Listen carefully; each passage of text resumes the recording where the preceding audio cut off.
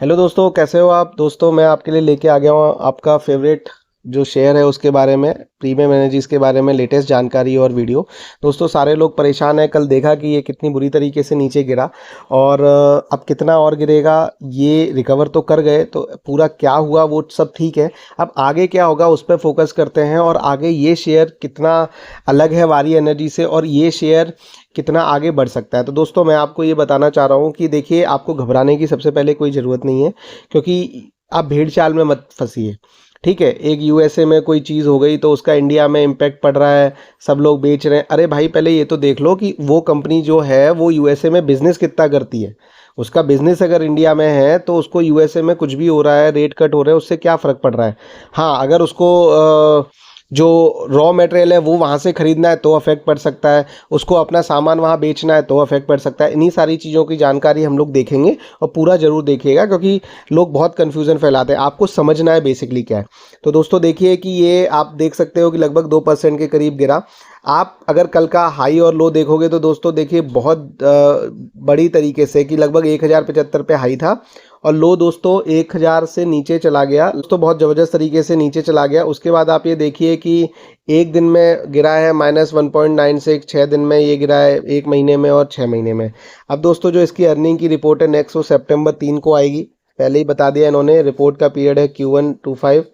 तो दोस्तों ये देखिए, मार्केट कैपिटलाइजेशन है, आपके पास सारी डेटा है। अब मैं आपको बेसिकली ये डेटा दिखाऊंगा कि ये शेयर क्यों गिरा, क्यों नहीं गिरा वारी एनर्जी जितना। तो देखिए दोस्तों, पहली बात तो ये है कि इस शेयर का बहुत ज़्यादा बिजनेस यूएसए में नहीं है न इस शेयर का यूएसए में बहुत ज़्यादा कोई प्लांट वगैरह है।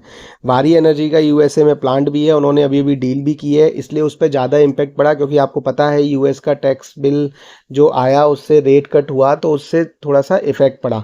और अगर हो सकता है कि अगर उन्होंने सब्सिडीज़ ख़त्म कर दी तो यहाँ से जो मटेरियल जाता है या वहाँ जो मटेरियल बन रहा है क्लीन एनर्जी के ऊपर, तो उसके ऊपर इम्पैक्ट पड़ना ही पड़ना है, उसमें कोई दिक्कत नहीं है। बट हमें ये देखना है कि जिस कंपनी में हमने पैसा लगाया उस कंपनी का बिजनेस कितना है। मान लीजिए अगर प्रीमियम एनर्जी का कोई रॉ मटेरियल नहीं आता बाहर से, प्रीमियम एनर्जी का कोई एक्सपोर्ट नहीं होता यूएसए में, तो यूएसए अगर रेट कट करता भी है तो प्रीमियम एनर्जी को क्या दिक्कत है या किसी भी कंपनी को क्या दिक्कत है। तो दोस्तों ये चीज़ आपको डिटेल में पहले समझनी पड़ेगी। उसके बाद देखिए दोस्तों क्या है कि आप फाइनेंशियली समझिए। देखिए दोस्तों, ये क्या है कि ये परफॉर्मेंस है। एनुअली आप देखेंगे तो वारी एनर्जी का आप चार्ट देखिए कि 2020, 21, 22 के बाद सीधा ग्रो कर रही है। अब ये ग्रो में आपको ये पता लगाना चाहिए पहले, मुझे तो पता है कि भैया इससे कितने पैसे यूएस से कमाए। अगर इसने यूएस से यहाँ पर कोई भी पैसा नहीं कमाया है तो इसका ग्राफ क्यों गिरेगा। आपको भेड़चाल में नहीं चलना है। ठीक है, क्वार्टरली भी देख लीजिए, क्वार्टरली भी देख लीजिए किस तरीके से शानदार परफॉर्मेंस दे रहा है, ग्रोथ ऊपर की तरफ है। और अभी इन्होंने रिसेंटली प्लांट वगैरह बहुत सारी चीज़ें O&M के लिए खरीदे हैं, बिजनेस बढ़ाया है और सोलर के पोर्टफोलियो में 2 गीगावाट तक इनका जाने का प्लान है। सो दोस्तों देखिए कि आपको क्या है कि अपने हिसाब से चीज़ें लेनी है, उसके बाद डिसीजंस लेने हैं। आप देख लीजिए अब ये रेवेन्यू प्रॉफिट है, आप देख लीजिए एक्सपेंसेस देख लीजिए, नेट इनकम देख लीजिए। अब आपको मेन चीज़ ये देखनी है कि जो ग्रॉस नेट इनकम है या जो रेवेन्यू है ये कहाँ से आ रहा है, ये कौन दे रहा है। क्या ये इंडिया से आ रहा है, क्या इंडिया के बाहर से आ रहा है। तो अगर ये इंडिया के बाहर से आ रहा है और यूएस से आ रहा है तो इस पे इम्पैक्ट पड़ेगा, ये नहीं आ रहा है तो इम्पैक्ट नहीं पड़ेगा। दोस्तों इसी तरीके से आप एनुअली भी देख लीजिए। तो मेरा सिर्फ और सिर्फ पॉइंट है कि कोई भी डिसीजन लेने से पहले, कुछ भी करने से पहले आपको पूरी जांच पड़ताल करनी चाहिए, उसके बाद ही डिसीजन लेना चाहिए। अब ये देख लीजिए डेट लेवल और ये क्वार्टर और एनुअली देखिए कि कितनी, क्वार्टरली आप देखोगे तो कितना शानदार ये डेटा है पूरा का पूरा। आप देख सकते हो कि कितना नेट डेट है, कितना फ्री कैश फ्लो है, कितना कैश एंड इक्विवेलेंट है। तो कैश एंड इक्विवेलेंट भी कंपनी के पास काफ़ी बढ़ रहा है। अब ये देख लीजिए कि जो इसकी एनुअल की अर्निंग और जो वो है आपका एस्टीमेट्स है, तो देख लीजिए एक्चुअल क्या है और एस्टीमेट क्या है। तो Q4 में यानी मार्च में जो एस्टीमेट था इसका वो उससे ज़्यादा परफॉर्म किया है।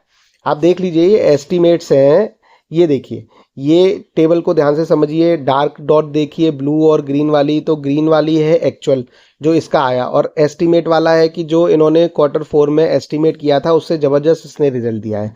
तो ये वीडियो उन लोगों के लिए है कि भैया आपको घबराना नहीं है और पूरी डिटेल एनालिसिस करनी है। अब हमें जो कल इम्पैक्ट आया न्यूज़ का आया, अगर उन्होंने वो वापस ले ली खबर तो दोस्तों हो सकता है ये फिर से ऊपर और भाग जाए, और अगर वो खबर रहेगी भी तो थोड़ा बहुत दिन का इम्पैक्ट होगा, लॉन्ग टर्म में इसमें कोई इम्पैक्ट नहीं होगा, ऐसा मेरा मानना है। बट आप अपनी रिसर्च करिए और उसी के हिसाब से फैसला लीजिए। तो धन्यवाद दोस्तों, ऑल द बेस्ट।